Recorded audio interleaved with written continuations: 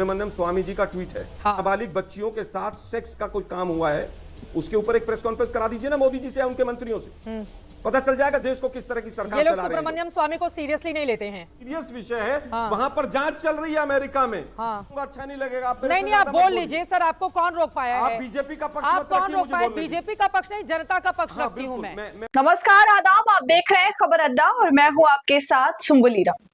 दोस्तों, ऐसा पहली बार हुआ जब गोदी मीडिया के चैनल पर भारतीय जनता पार्टी के वरिष्ठ नेता सुब्रमण्यम स्वामी की बातों का खुलकर जिक्र हुआ और उस मौके पर यह साफ तौर से देखने को मिला कि अब तक का जो सबसे बड़ा गोदी एंकर कोई है तो वो है चित्रा त्रिपाठी। चित्रा त्रिपाठी ने शो में बैठकर ये खुद ही साबित कर दिया कि वो एक भाजपा स्पॉन्सर्ड एंकर है या आप कह सकते हैं भारतीय जनता पार्टी की अनऑफिशियल प्रवक्ता है।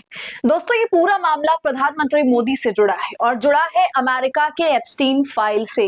वही एप्स्टीन फाइल जिसमें दुनिया भर के तमाम ताकतवर और अमीर तरीन लोगों के नाम लिखे हुए हैं और उनके गंदे काले करतूत का जिक्र हुआ है। ऐसे भी उन नामों की लिस्ट में भारत के भी दो नेताओं का नाम सामने आ रहा है। सबसे पहले तो पूर्व कैबिनेट मंत्री हरदीप सिंह पुरी और अब प्रधानमंत्री नरेंद्र मोदी। आगे दोस्तों क्या कुछ हुआ है शो में, इसको लेकर क्या बातचीत हुई, सब कुछ आपको मैं विस्तार से बताऊंगी।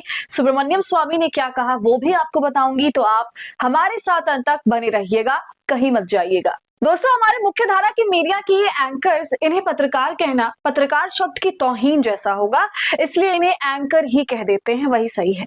ये सब के सब मिलकर कैसे हमारे देश की धज्जियां उड़ा रहे हैं, जनता की आंखों में धूल झोंके चले जा रहे हैं, इसकी हर बार एक नई हद पार होती है।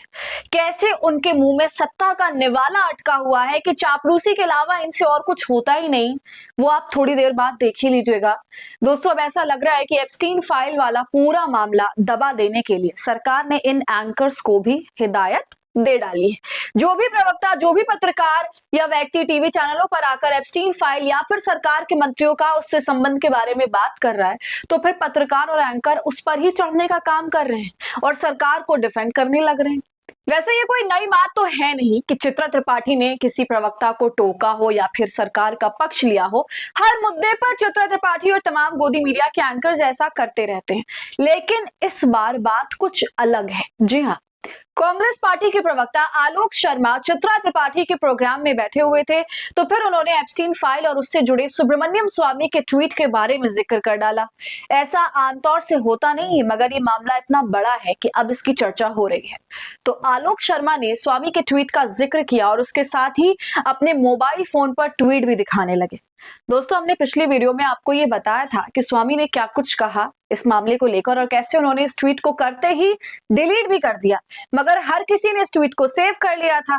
ट्वीट में सुब्रमण्यम स्वामी कह रहे हैं कि सरकार को बच के रहने की जरूरत है, खुद नरेंद्र मोदी का भी रिश्ता एप्स्टीन फाइल से निकाला जा सकता है। हरदीप सिंह पुरी का नाम तो साफ तौर पर एक ईमेल के जरिए सामने आ ही चुका है।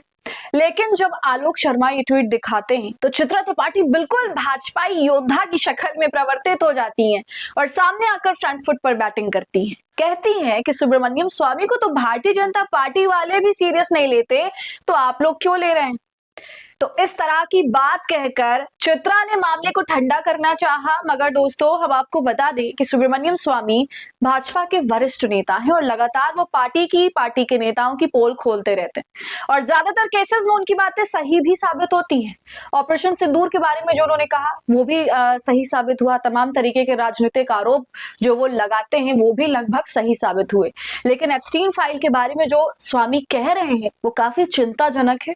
देश की साख की बात है, देश के कैबिनेट में बैठे मिनिस्टर्स का नाम आ रहा है, खुद नरेंद्र मोदी भी इसके घेरे में आए हुए हैं। तो आप समझ सकते हैं कि ये कितनी बड़ी बात है और इसी पर स्वामी कह रहे हैं कि मोदी एक मीटिंग करें अपनी तमाम पूर्व कैबिनेट मंत्रियों की और सांसदों की जो पुराने 5 बार से ज्यादा रह चुके हैं, उनसे पूछे कि माजरा क्या है और पहले ही पता लगाएं सब कुछ, वरना बाद में इनको दिक्कत होगी। अमेरिका के पास तो तस्वीर तक है, वो उसी से इन्हें ब्लैकमेल करेगा। तो खैर दोस्तों, अब ये मामला टीवी तक पहुंच गया, जो कभी पहुंचता नहीं है, डिबेट का हिस्सा बनता नहीं है। इतना बड़ा मामला भी इन गोदी चैनलों के डिबेट का हिस्सा नहीं बनता। और चित्रा जैसी एंकर तो खुले तौर पर भाजपा का समर्थन करती हुई नजर आ रही होती हैं। लेकिन दोस्तों, एप्स्टीन फाइल जैसे संगीन मामले में जो व्यक्ति चाइल्ड सेक्स ऑफेंडर है, जेल में रहा है, उससे जब नाम जुड़ रहा है नेताओं का, तो ऐसे में जब पत्रकारों को सरकार से सवाल जवाब करना चाहिए, तो यहाँ उल्टा हो रहा है, सरकार को समर्थन दिया जा रहा है। इतना तक नहीं किया जा रहा कि इस मामले पर निष्पक्ष जांच होनी चाहिए, इंक्वायरी होनी चाहिए। इतनी बड़ी बात हो कैसे हो रही है, अमेरिका के अखबारों में ये नाम कैसे उछाले जा रहे हैं, मगर इतना तक बोलने की इन सो कॉल्ड पत्रकारों में हिम्मत नहीं। दोस्तों, पूरे मामले पर आलोक शर्मा ने क्या कहा, आपको अब ये बता देती हूँ। इनका ट्वीट भी है, देख लीजिए। लिखा है, सुब्रमण्यम स्वामी ने अपने ही दल के नेताओं पर गंभीर आरोप लगाए, नेता भी बीजेपी के, आरोप भी बीजेपी पर, और मीडिया के एंकर कह रहे हैं बीजेपी वाले उन्हें सीरियस नहीं लेते। लेकिन सवाल यह है, जब आरोप इतने गंभीर हैं, विदेश में जांच चल रही है और देश की छवि दांव पर है, तो भारत में इतनी चुप्पी क्यों?